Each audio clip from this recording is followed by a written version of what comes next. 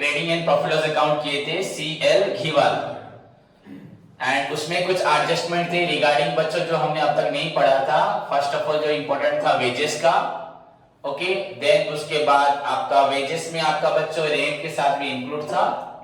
Then finally बस सबसे important एक एडजस्टमेंट था वो आपका मैनेजर कमीशन, जहां पे आपको पीबीसी निकालते वक्त, प्रॉफिट बिफोर चार्जिंग कमीशन निकालते वक्त बच्चों हमें डिविडेंड को नहीं लेना था। होप सभी को समझ में आया। डिविडेंड इसीलिए नहीं लेना क्योंकि मैनेजर कमीशन का एक्चुअली मतलब क्या है।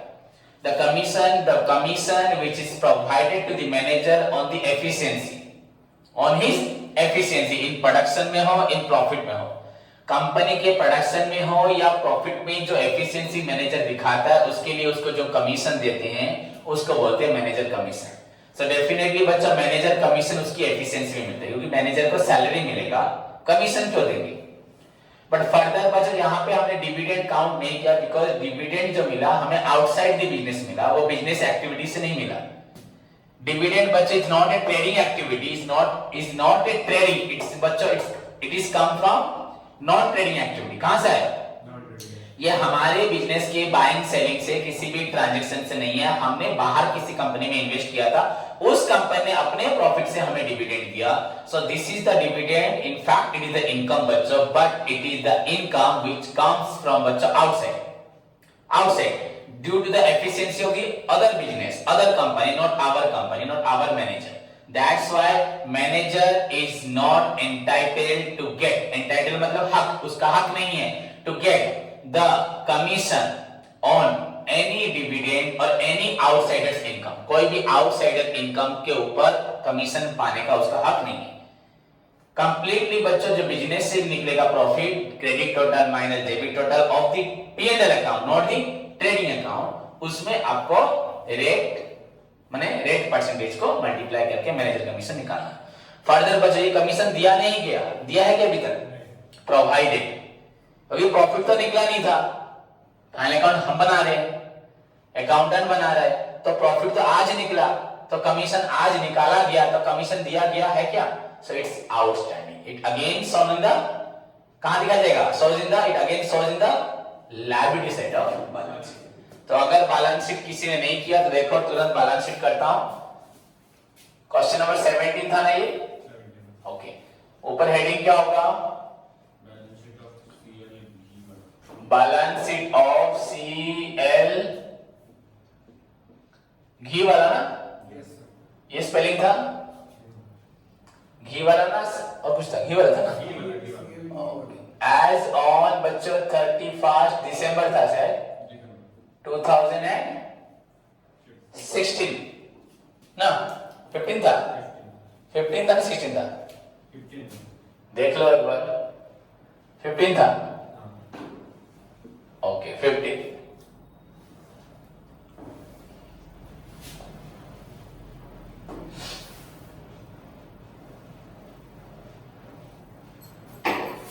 सो ड्रॉ बच्चों, फर्स्ट आपका लायबिलिटीज ना असेट्स, देन उसके बाद अमाउंट, इंडियन करेंसी क्या है? रुपी ना? नहीं। ओके, उसके बाद assets, then बच्चों amount in rupees। okay, so let's see the question बच्चों। क्वेश्चन देखें। you know बच्चों हम लाइबिलिटी साइड स्टार्ट करते हैं। फर्स्ट आइटम क्या होता है? क्या होता है फर्स्ट आइटम? गधे गए। प्रथम आइटम कौन हुई? कैपिटल। गधे गए। तो मैं कैपिटल जानी ना? फर्स्ट आइटम कौन? फर्स्ट आइटम क्या है? कैपिटल बच्चों। What is capital? यहां कितना है? 48,500। इसमें क्या ऐड होता है? यहाँ प्रॉफिट हुआ था, नेट प्रॉफिट कितना था? लगभग 29,000 समथिंग था। हाँ 29। ओके, इसमें ड्राइंग्स क्वेश्चन में है क्या? देखो ओके नहीं, इंटरेस्ट ऑन कैपिटल नहीं है, ड्राइंग्स नहीं है, तो इंटरेस्ट ऑन ड्राइंग्स भी नहीं होगा, और कुछ नहीं, तो इसको बाहर लिखें। 5 7 9 7 7 77,975। ओके, उसके बाद बच्चों नेक्स्ट क्या होगा, देखो ये क्या है, लायबिलिटी साइड। तो क्वेश्चन है बच्चों सेल्स डन, क्वेश्चन देखो सेल्स हो चुका है, परचेज डन, वेजेस डन, जो टिक मारा हुआ है उसको बाद में देखेंगे। कैपिटल अभी किया, national insurance expenditure carriage inward, expenditure outward, expenditure lighting, expenditure rates, expenditure जो मार्क दिया हुआ वो हम बाद में देखेंगे। स्टॉक बच्चों आपका एसेट क्या है, हम कहां पर है अभी, लाइबिलिटी में। कैश बच्चों आपका एसेट, डिस्काउंट बच्चों इनकम, बिल्डिंग बच्चों एसेट, डिस्काउंट अलाउड बच्चों एक्सपेंडिचर, डेब्टर्स बच्चों आपका एसेट, क्रेडिटर बच्चों आपका लायबिलिटी। तो हमें क्या ढूंढना है, सिर्फ लायबिलिटी। क्या ढूंढना है, क्रेडिटर ढूंढना है, लायबिलिटीज। कुछ ठीक तो नहीं मारा उसमें, तो दिस इज योर 20,000। देन बच्चों furniture your asset, dividend distributor बच्चों इनकम। ओके, तो जहां तक बच्चों ऊपर ट्रायल बैलेंस के अंदर लायबिलिटी का सवाल है इतना ही है। देन बच्चों नीचे वाले देख लेते हैं कुछ था क्या, नेशनल इंश्योरेंस तो नहीं है, वेजेस बच्चों नहीं है, कुछ आउटस्टैंडिंग वगैरह है क्या, देखो बच्चों कुछ भी नहीं है। मैनेजर कमीशन क्या है, मैनेजर कमीशन, वो लिखो मैनेजर कमीशन।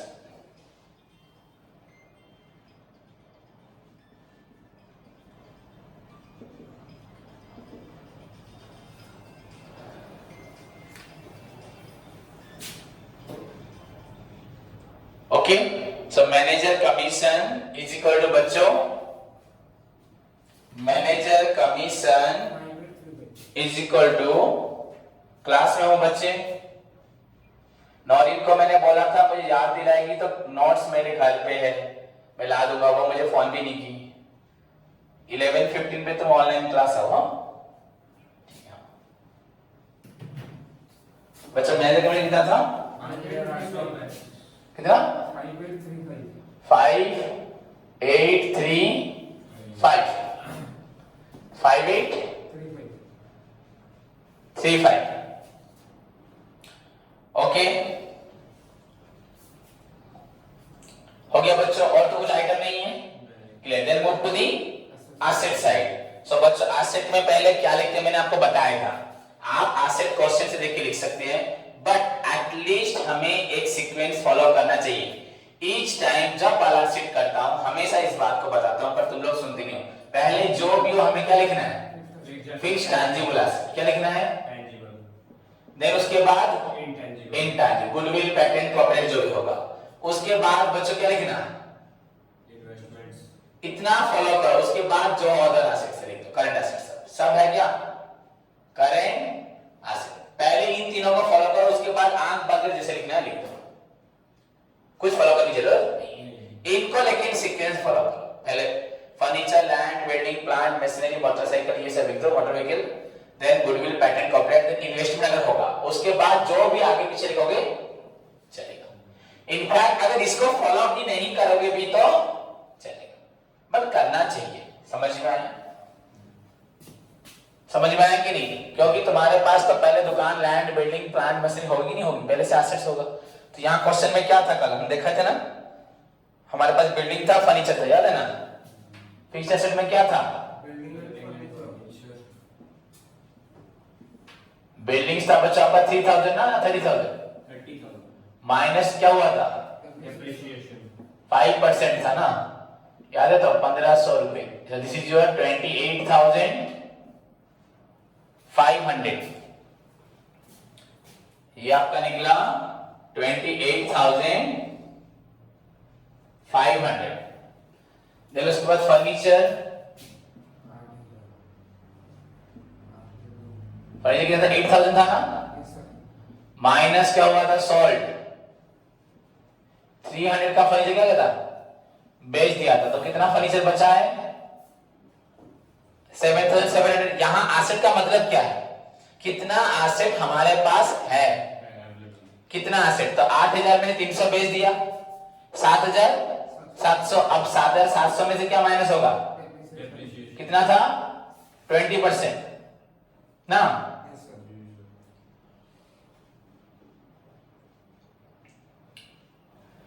1540 शायद, 70 हाँ 1570 हुआ था। वो अलग था। अब तुम क्या लिख रहे हो यहां, आप क्या लिख रहे हैं, ये क्या है, एसेट साइड, कितना एसेट्स हमारे पास है बच्चों। डेप्रिसिएशन हमें यहां लिखना नहीं है, एसेट कितना लिखना है। एसेट था 8000, कितना बिक गया, ओके। अगर तुम बोलते सर 270 बिका, हाँ फिर क्या करते, डेप्रिसिएशन क्या करते 1570, तो एक ही बात होता ना, यहां लिखता 270, यहां लिखता 1570, 15, पर वो गलत हो जाएगा, वहां पे वो सही है, वहां पे डेप्रिसिएशन 1570 होगा, यहां पे डेप्रिसिएशन ये अलग है, क्योंकि यहां पे कितना एसेट्स अवेलेबल है। तो कोई कंफ्यूजन मत लो, जीरो नहीं समझ पाए तो पूछना फिर से, तुम क्वेश्चन का कंफ्यूजन खुद निकालते हो। 6160 हो गया ये फिक्स्ड एसेट। इसके बाद हमें क्या करना है, ये चला गया इंटेंजिबल एसेट। देखो find out is there any intangible asset, question में है क्या, नहीं है, ओके। इन्वेस्टमेंट्स है क्वेश्चन में, कुछ है इन्वेस्टमेंट्स, देखो इतना खत्म हो गया, इन्वेस्टमेंट भी नहीं है। नाउ ये तीनों ओवर, सिर्फ जो बाकी अदर जितने भी बच्चों करंट एसेट रहा सबको आइडेंटिफाई करो। अब from the beginning, sales done not asset, income है, परचेज एक्सपेंडिचर, वेजेस बच्चों हो चुका है, टिक को बाद में पढ़ेंगे। कैपिटल लायबिलिटी, इंश्योरेंस बच्चों आपका एक्सपेंडिचर, कैरेज एक्सपेंडिचर, आउटवर्ड भी एक्सपेंडिचर, लाइटिंग भी एक्सपेंडिचर, रेट्स एंड इंश्योरेंस भी एक्सपेंडिचर, पर वहां पे एडजस्टमेंट है। अब आप बोलोगे सर आप तो बोलो बाद में देखेंगे, इसका एडजस्टमेंट नीचे नहीं लिखा, रेट्स का एडजस्टमेंट कहां लिखा है, वहीं पे साइड में लिखा है। तो बच्चों वो क्या है, प्रीपेड रेंट, क्या था, प्रीपेड इंश्योरेंस था, rates and rates and insurance, rates and insurance 150 था ना, 6 मंथ का एक्स्ट्रा दिया है, और आपका पर एनम का है कितना 300,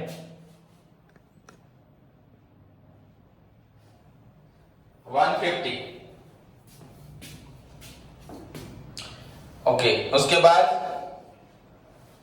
स्टॉक बच्चों लिखना है कि नहीं लिखना, यूजुअली स्टॉक कहां लिखते हैं, एट द एंड में, कहां लिखते हैं, पर लिख देते हैं कोई प्रॉब्लम नहीं। स्टॉक कितना है बच्चों 61 to 50,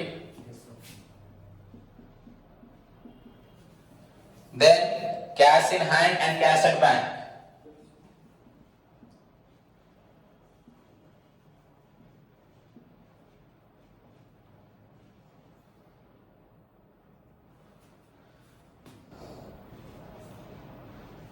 वन 750 ना,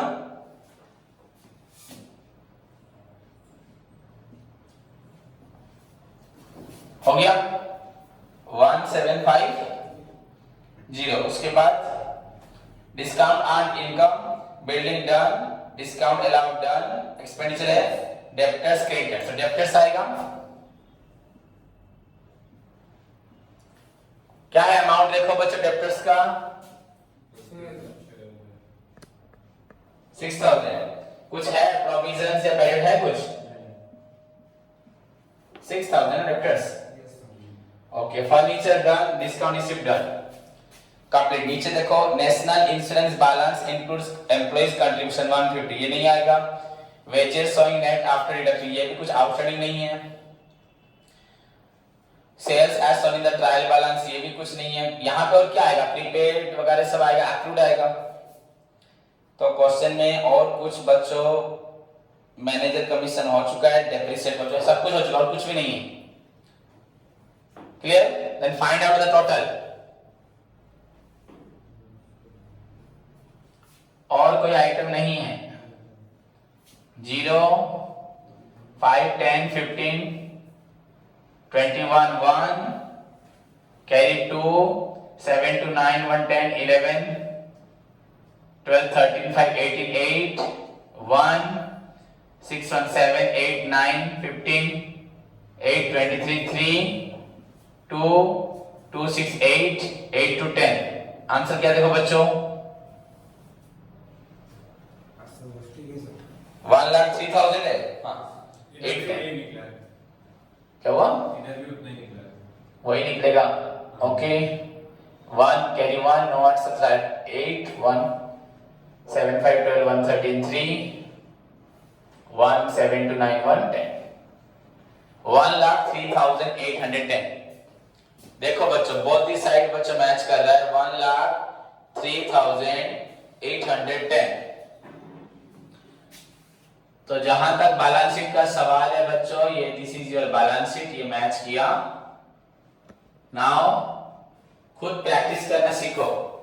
ओके अब बुक में बच्चों और एक ही क्वेश्चन है आपका, उसके बाद फाइनल अकाउंट्स ऑफ पार्टनरशिप है, पढ़ाऊंगा वो भी, उसमें 2 क्वेश्चंस है। फाइनल अकाउंट्स ऑफ पार्टनरशिप में 2 क्वेश्चन है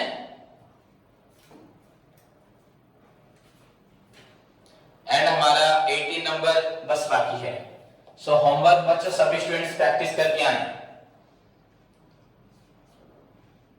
कल क्या दिया था? कल 5 6 5 6 होमवर्क इसका 5 नहीं हुआ बोल रहा था। balance sheet. हाँ पूछ लेना अभी। तो बच्चों कल क्या हो 7 8 एंड 9। ओके 7 8 9 इसको फेयर में करो, 7 8 9 करो, 7 8 9 करो। एंड जो बच्चे डेफिनेशन पढ़ चुके हैं वो लोग 3 क्वेश्चन नंबर 3 प्रैक्टिस करें। इतना डेफिनेशन जो लोग पढ़ चुके हैं। तो ये आपका होमवर्क। ओके एंड ट्राई करो बच्चों घर पे बैठ के 18 नंबर, अगर मैं ही सब करता रहूंगा तुम्हें कुछ नहीं आएगा। एटलीस्ट ट्रेडिंग अकाउंट तो बना के दिखाओ। क्या डाउट था पूछो। 5 number का balance sheet sir. 5 नंबर का बैलेंस शीट। 5 नंबर क्या था नाम रामलाल. बच्चों? देखो डाउट है एक बच्चे का, तो रामलाल ना 5 नंबर का बैलेंस शीट। सो बच्चों कैपिटल लिखा है पहले तूने Yes sir. 2 लाख, प्रॉफिट लिखा है 68025, ऐड किया, प्रॉफिट ऐड किया। सर कैपिटल तो 1 लाख है ना. रामलाल ना, हाँ. तो कैपिटल बच्चों 2 लाख है ना यहाँ पे। कैपिटल 2 लाख क्या है? ये तुम भाई किसका लिख रहा है? कस्तूरी का लिख रहा है। पहले ये क्वेश्चन नहीं है. कस्तूरी का क्या 6 प्रोडक्ट? number 6 number. प्रोडक्ट कस्तूरी। कौन सा देखूं पहले बता, तू पहले क्वेश्चन देखो ନା ध्यान। ସାର୍ ଆପଣଙ୍କର ଗୋଟେ क्वेश्चन ଟା ଉପରେ ଅଛି ଏଥିରେ ଗୋଟେ ତୁ ମତେ ରାମଲାଲ କହିଲୁ ନା, ସେଇଟା ମତେ ठीक से कहो, नाटा को ନା ନା କସ୍ତୁରୀ କସ୍ତୁରୀ. कस्तूरी। Yes, sir. तो बच कैपिटल 1 लाख है। Yes, sir. ओके मैं इससे तो क्वेश्चन पूछ रहा हूं। नाम नेट प्रॉफिट 5575 माइनस ड्राइंग्स 18000। हाँ. उसके बाद और कुछ है क्या? इंटरेस्ट ऑन कैपिटल 10% है बच्चे। हाँ. इंटरेस्ट ऑन कैपिटल 10% मतलब 10,000 Yes, sir. ऐड किया। ना. हाँ तो वो कल नहीं किया, क्यों नहीं किया? 1 लाख होगा, इंटरेस्ट ऑन कैपिटल ऐड होगा, देन नेट प्रॉफिट ऐड होगा, capital add interest on capital add net profit less Drawing. Drawings, इतना करेगा। उसके बाद और क्या है? Drawings building furniture motor vehicle loan from Hari 12% में लोन लिया था इंटरेस्ट में हमने। 15,000 का 12% 1/4 को लिया था 2015, 31 मार्च को बन रहा है, 1 साल पूरा हो गया। 12% ऑफ 15,000 बच्चों, 15 into 12 180, 1800। इंटरेस्ट कितना पेड किया है? 900। और आउटस्टैंडिंग इंटरेस्ट कितना है? 900 लिखा है आउटस्टैंडिंग इंटरेस्ट लायबिलिटी में। वहां पे लिखा है ना, ट्रेडिंग P&L में लिखा है, देखना P&L में लिखा है टू आउटस्टैंडिंग इंटरेस्ट। इंटरेस्ट कितना लिखा है? Accrued interest from ना ना, इंटरेस्ट कितना लिखा है पहले बता। नीचे डेबिट साइड में, डेबिट में इंटरेस्ट कितना लिखा है? interest on capital, interest on loan. Interest amount क्या लिखा है? 1800. 1800 लिखा है कि नहीं? 1800 कैसे हुआ? 900 प्लस 900 ऐसे लिखना पड़ेगा। इंटरेस्ट अमाउंट कहाँ लिखा है? 900 लिख, अंदर अंदर 900, उस साइड में लिख, Yes, sir. Add outstanding 900। Outstanding.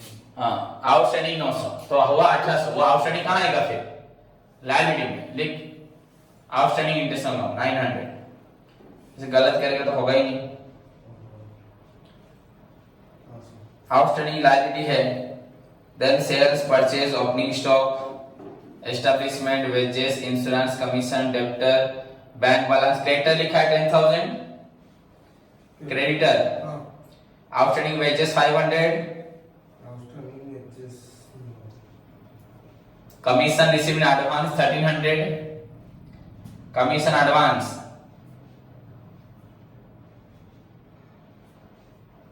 Advance बच्चों नीचे चार्ज इंटरेस्ट ऑन ड्राइंग्स भी दिया है 500, तो आपको माइनस करना है। पहले क्या किया, ऊपर क्या लिखा capital, add addition capital 10,000, add net profit कितना, I-7 लेस क्या किया ड्राइंग्स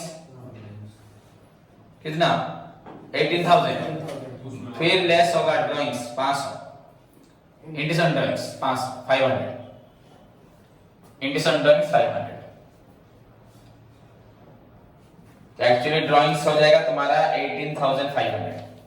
अब प्लस कर देगा आंसर निकल जाएगा, प्लस करेगा हो जाएगा ना, कर लेगा, नहीं हुआ तो पूछना। सो बच्चे this is your file account, किसी को कोई भी प्रॉब्लम है तो पूछ सकता है, नहीं पूछोगे तो ऐसे ही बैठे रहोगे।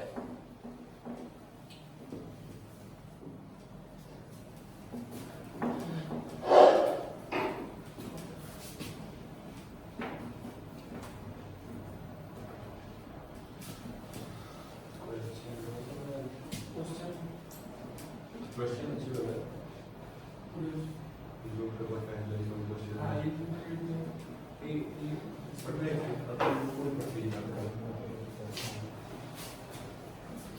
ट्राई टू बच्चों क्लास करने की कोशिश करो, दोपहर जो ऑनलाइन क्लास है उसमें भी बच्चे ज्वाइन कर सकते हो, सभी कर सकते हो। और बच्चे जो घर पे बैठे हो ऑनलाइन क्लास से धीरे धीरे बंद हो जाएगा, तो कोशिश करो आने का, आप सभी आ रहे हैं, कोशिश करने से होगा। अगर समझ में ऑनलाइन क्लासेस नहीं करा तो लोग आज इस बार पढ़ते भी नहीं, घर पे बैठे रहते ऐसे।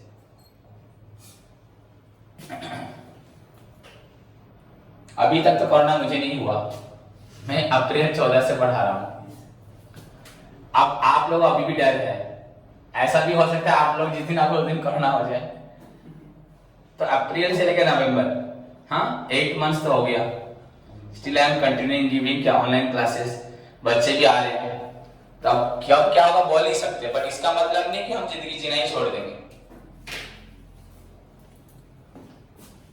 तो इसलिए बच्चों आओ, लक्ष्मी घर से आओ, पेंजर सब घूम रहे हैं, कोई मास्क भी आजकल नहीं पहन रहे बहुत कम।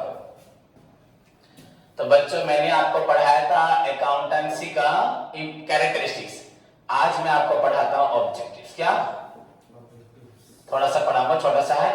और बच्चों अभी की फिलहाल जो थ्योरी पढ़ाने वाला हूं ऑब्जेक्टिव के बाद सिंगल एंट्री, डबल एंट्री, ये सब पढ़ाऊंगा, एडवांटेजेस, डिसएडवांटेजेस, अकाउंटिंग के बारे में और भी बहुत कुछ बताऊंगा। वो सब क्लासेस कोई भी मिस मत करना, नेक्स्ट क्लास में बताऊंगा, वेरी वेरी इंपॉर्टेंट है। अगर प्रॉब्लम करेंगे तो थ्योरी करने का टाइम सेट नहीं होगा, नहीं तो नेक्स्ट जब भी पढ़ाऊंगा आपको अकाउंटेंसी के बहुत न्यू थिंग्स के बारे में मालूम पड़ेगा जो आप लोगों ने अभी तक नहीं पढ़ा, किसने भी शायद, पर नोट्स मैंने आपको दे दिया है। ओके, सो बच्चों जहां तक ऑब्जेक्टिव का सवाल है बच्चों, देखो ऑब्जेक्टिव आपका अकाउंटिंग का ऑब्जेक्टिव, बच्चों मैं यहां कुछ पॉइंट्स लिखता हूं छोटा सा शॉर्टकट में। यू नो बच्चों, आप सभी को मालूम है टू ascertain the exact बच्चों profit and loss.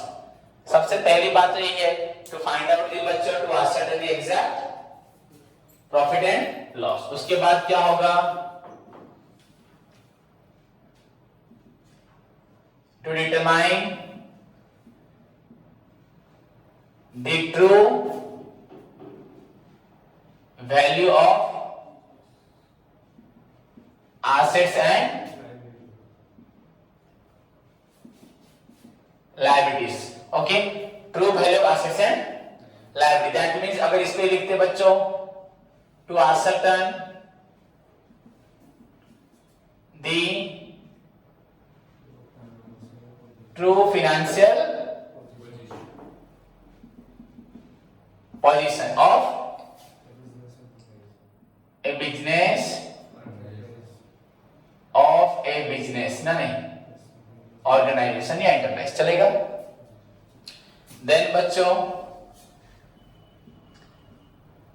To protect the firm assets, जब मैं फार्म की सारी एसेट्स के बारे में इंफॉर्मेशन दूंगा। अगर मुझे मालूम है मेरे पास क्लोजिंग स्टॉक बच्चों 10 पड़ा है, तो मेरा एम्प्लॉय चोरी नहीं कर सकता। हमेशा मुझे मालूम होगा कितना स्टॉक था 10। अगर मेरे को इंफॉर्मेशन नहीं मालूम कितना स्टॉक है मेरे पास, कितना साबुन है, कितना पाउडर है, कितना तेल है, कितना चॉकलेट है, तो मेरा वर्कर जो काम करता है वो हर दिन घर जाता है एक दो लेके। सिंपल है कि नहीं? आप सभी को मालूम है miss appropriation of goods is more easier than miss appropriation of cash. पैसा चोरी करना मुश्किल है क्योंकि पैसे के ऊपर नजर किसी मालिक की भी होती है, कैमरा भी पैसे पे लगा था, पर सामान चोरी करना इजी नहीं है। घर जाते वक्त पहले एक साबुन की टिकिया उठा के में डाल दी, किसी को मालूम पड़ेगा? अब विंटर में तो जैकेट पहनी है, हाँ नहीं, 2 चॉकलेट निकाल डाल दी, हाँ पाउडर डाल लिया, कोलगेट डाल दी, किसी को मालूम पड़ेगा? बोलो, कुछ नहीं मालूम पड़ेगा। समझ में आया कि नहीं? अगर ऐसे करोगे तो कुछ भी मालूम पड़ेगा नहीं, क्योंकि गुड्स चोरी करना बहुत क्या है, हाँ। पर अगर हमारे पास सारे स्टॉक का हिसाब होगा, अगर हम लेजर मेंटेन करते हैं, स्टॉक कितना साबुन आया था 1000 पीस, बिका कितना है 900 पीस, तो 100 पीस जरूर स्टॉक में होगा। काउंट कर जाके अमन बोलेगा 90 है, कहां गया थे सर नहीं मालूम, मरेगा अमन ही मरेगा। अपने यहां मालूम है 10 कहां गया, चोरी किया, खुद ले गया। अब वो झूठ भी नहीं बोल सकता, जब उसको मालूम है सर काउंट कर रहे हैं, तो वो चोरी भी नहीं करेगा, कोई भी चोरी नहीं करेगा, नहीं सबकी सैलरी में से काट दूंगा, बस काम कर। ओके, और किसी कोई किसी का सपोर्ट भी नहीं करेगा। सपोज अमन को कोई स्वप्निल सपोर्ट कर रहा है, वो भी सपोर्ट होगा, मेरा भी सैलरी कटेगा तेरी वजह से, अब मुझे चोरी नहीं करना। उसके बाद to protect the firm asset from बच्चों अनजस्टिफाइड यूज, क्या या कोई भी मिस एप्रोप्रिएशन, बच्चों क्या लिख सकते हैं?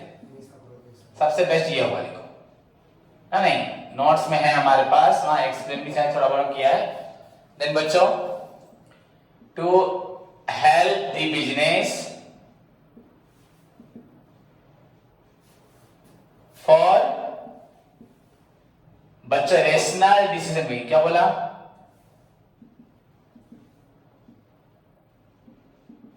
क्या लिखा? Rational decision making, guide the business for future production policy, क्या लिख सकते हो? गाइड दी, सब बताओ, अभी लिख रहा हूं ना, बिजनेस फॉर फ्यूचर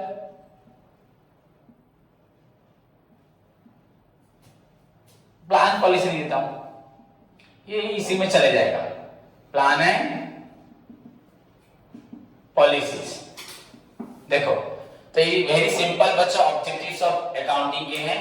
अकाउंटिंग का ऑब्जेक्टिव ऐसे में बड़ा नहीं है, सिंपली बच्चा find out the true profit and loss, आपके बिजनेस में कितना प्रॉफिट एंड लॉस हुआ है इसकी जानकारी देना बहुत जरूरी है। इससे बच्चा टैक्स भी दोगे, इससे हमें हमारी प्रॉफिटेबिलिटी मालूम पड़ेगी, बैंक हमें लोन भी देगा, इन्वेस्टर्स बच्चे इन्वेस्ट भी करेंगे, क्रेडिटर्स हमें क्रेडिट में क्रेडिट फैसिलिटी देंगे, नहीं तो कोई कुछ देगा। अगर जानते मैं भिखारी मुझे कोई पैसा देगा? अगर मैं हर साल लॉस से मैं जा रहा हूं तो कोई मुझे उधार देगा? कोई देगा नहीं। Then find out the true value of assets, बच्चों एसेट का अगर ट्रू वैल्यू नहीं निकालोगे तो भी प्रॉब्लम है, डेप्रिसिएशन भी गलत होगा, सब कुछ गलत होगा। हमें लग रहा है मेरे पास प्रॉपर्टी कितना 5 करोड़ का, पर 1 करोड़ का भी एसेट नहीं होगा, हाँ या नहीं? मैंने एक ट्रक खरीदा सपोज 50 लाख का 5 साल पहले, मेरे दिमाग में आज मुझे कोई पूछे आपकी प्रॉपर्टी कितनी है ना, 50 लाख का ट्रक है, वो 50 लाख आज होगा ना, कम क्या होगा? तो वो कैसे मालूम पड़ेगा? अकाउंटिंग से। To ascertain the true financial position, बताया था हमारी एक्चुअली फाइनेंशियल पोजीशन कितनी है, कहां से मालूम पड़ेगा? अकाउंटिंग से। टू प्रोटेक्ट, अगर इंफॉर्मेशन सब देगा तो हमारे फार्म का एसेट्स क्या होगा? मिस अप्रोप्रिएट होगा नहीं, कैश भी चोरी होगा नहीं, होगा क्या?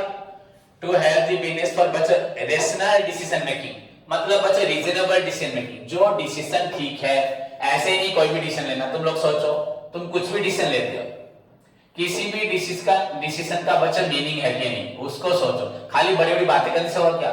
हमारे इतने करोड़ों का बिजनेस हमारे ऊपर डिपेंड करता है, तो हमें डिसीजन लेते वक्त हर एक चीज को, हर एक बात को हर एक एक्सपर्ट से इंफॉर्मेशन लेके डिसीजन लेना है, कोई भी हापाजात डिसीजन लेना नहीं है। समझ में आया?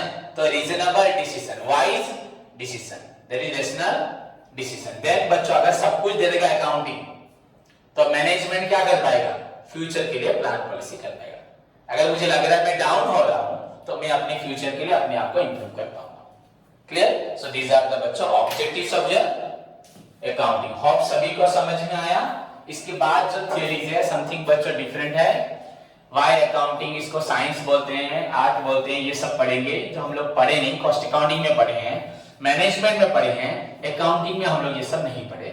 सो I will discuss with you बच्चों मोर ये something new, some new theory about the accounting in next class. Okay, homework दे चुका हूं, सभी अपना ख्याल रखो। ट्राई टू कम बच्चों, सभी स्टूडेंट्स को बोलो आने की कोशिश करो, एटलीस्ट वीक में एक दिन आओ, वीकली एक दिन आओ। फलक कोशिश करो, एक दिन भी अगर आओगे तो तुमको जब आके क्लासेस करने का मन होगा डेफिनेटली तुम 1 से 2 दिन बढ़ोगे। Clear? Take care, God bless you, welcome.